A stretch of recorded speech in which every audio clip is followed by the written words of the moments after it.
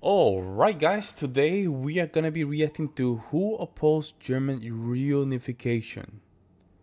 That is interesting. Let's jump in and see what's going on. Seen as one of the definitive events that marked the end of the Cold War. Yet, something seldom discussed with respect to German unification is how many people across the world not only opposed a reunified Germany, but did so fiercely. Now, the biggest long-term opponent to German reunification was the USSR, since the last time Germany had been whole, Great Patriotic War. Every leader of the USSR had strongly opposed any notion of a united Germany, and by the 1980s there being two Germanys was a simple fact of life. So, a quick overview. Germany, since the end of the Second World War, had lost territory and been split into two states. The capitalist Democratic Federal Republic of Germany, also known as West Germany, and the German Democratic Republic, known as East Germany, which was a communist Soviet puppet state. In the mid-19... Damn, man, look at how much territory Germany lost, man. That's crazy, right? Germany, since the end of That's a big country.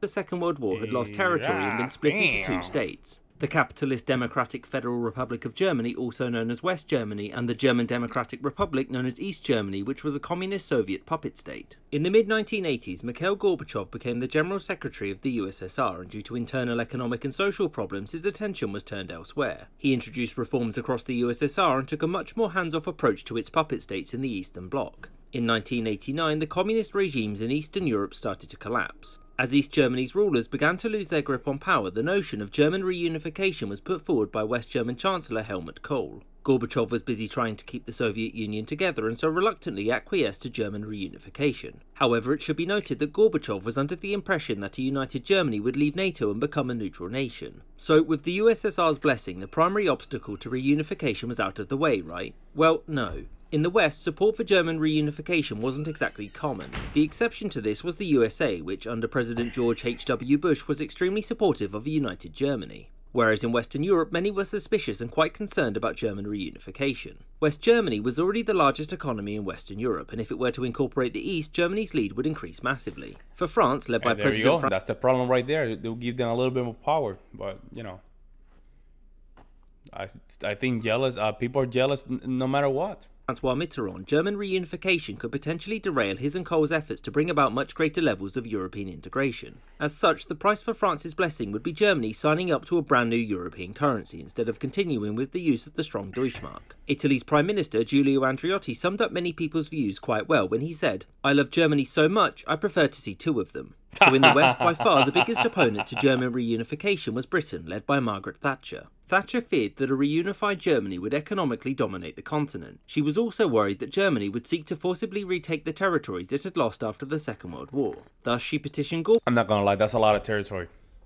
I wouldn't be mad. I would not be mad. That's a lot of territory, folks. To increase the number of Soviet soldiers in East Germany in order to better resist its reunification. In the end, though, events overtook the politicians and Germany was, by popular demand, reunited on July 1st, 1990. It was agreed that the current German-Polish border would be permanent and that Germany would remain a member of NATO and that East Germany would never host nuclear weapons. And that was that. Just remember that this reunification wasn't without its opponents.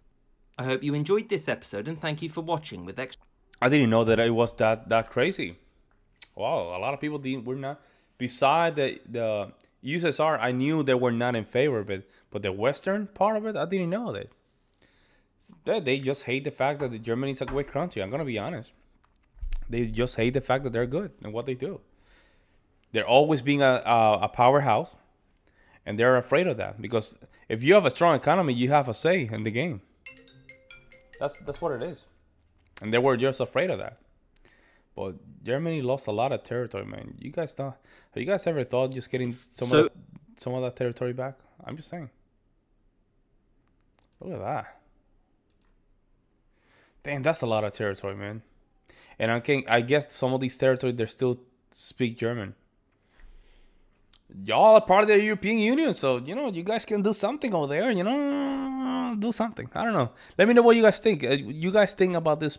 Would you guys love to have some of that part of Germany, or what was former Germany, back or nah? I would love to know. Let me know what you guys think in the comment section below. I would love to hear your guys' opinion. I'll see you in the next one.